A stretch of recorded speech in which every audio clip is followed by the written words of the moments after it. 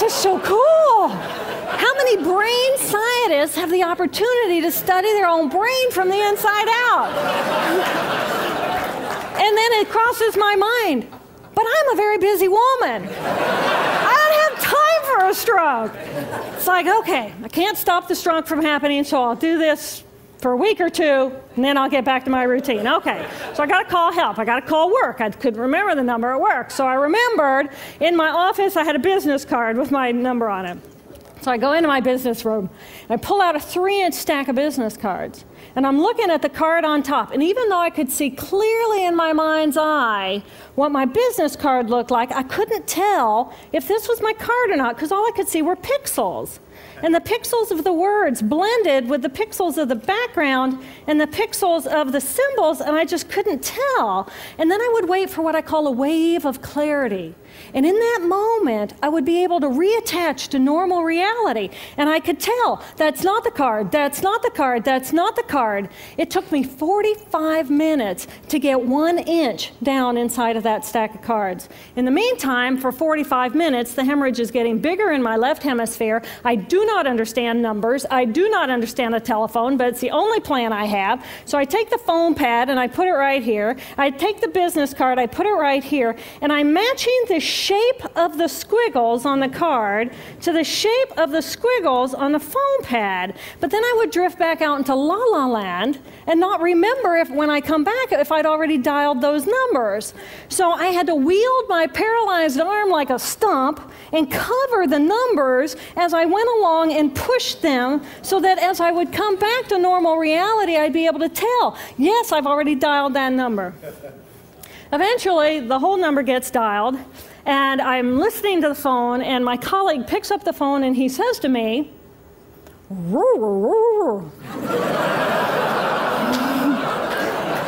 I think to myself, oh my gosh, he sounds like a golden retriever. And so I say to him, clear in my mind, I say to him, this is Jill, I need help. And what comes out of my voice is, and I think, oh my gosh, I sound like a golden retriever. So I didn't know that I couldn't speak or understand language until I tried. So he recognizes that I need help, and he gets me help. And a little while later, I'm riding in an ambulance from one hospital across Boston to Mass General Hospital. And I curl up into a little fetal ball.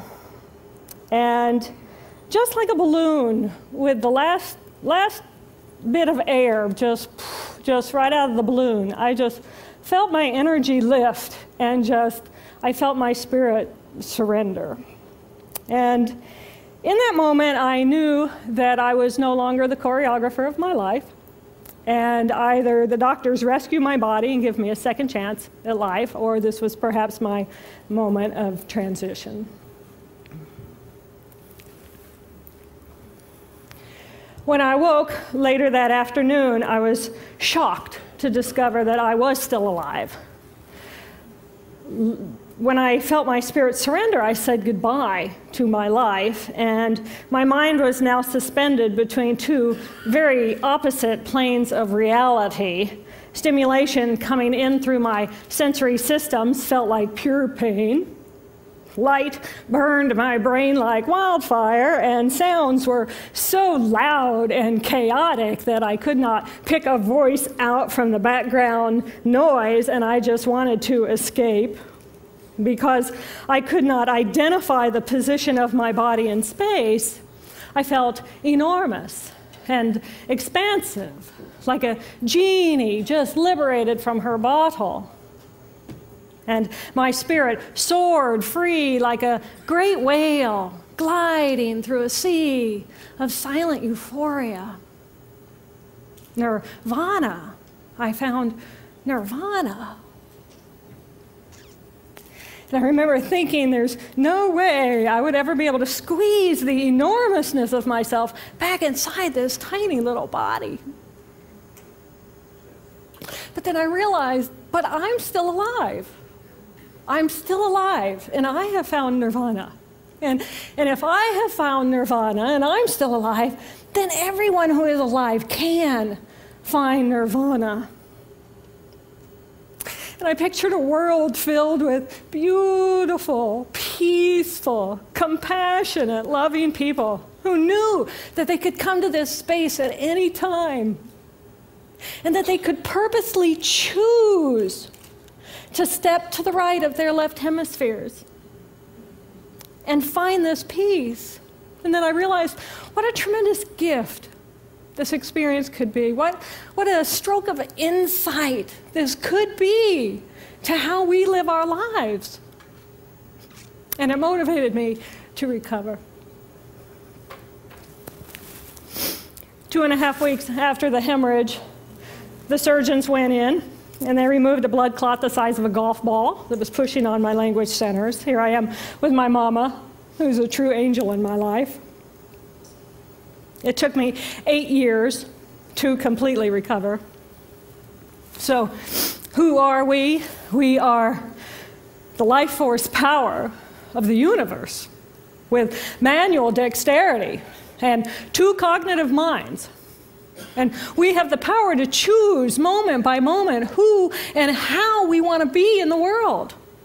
Right here, right now, I can step into the consciousness of my right hemisphere where I am the life force power of the universe. I am the life force power of the 50 trillion beautiful molecular geniuses that make up my form, at one with all that is. Or I can choose to step into the consciousness of my left hemisphere, where I become a single individual, a solid, separate from the flow, separate from you. I am Dr. Jill Bolte Taylor, intellectual, neuroanatomist. These are the we inside of me. Which would you choose? Which do you choose? And when?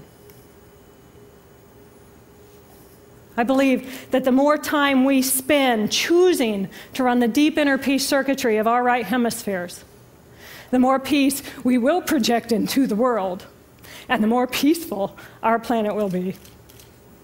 And I thought that was an idea worth spreading.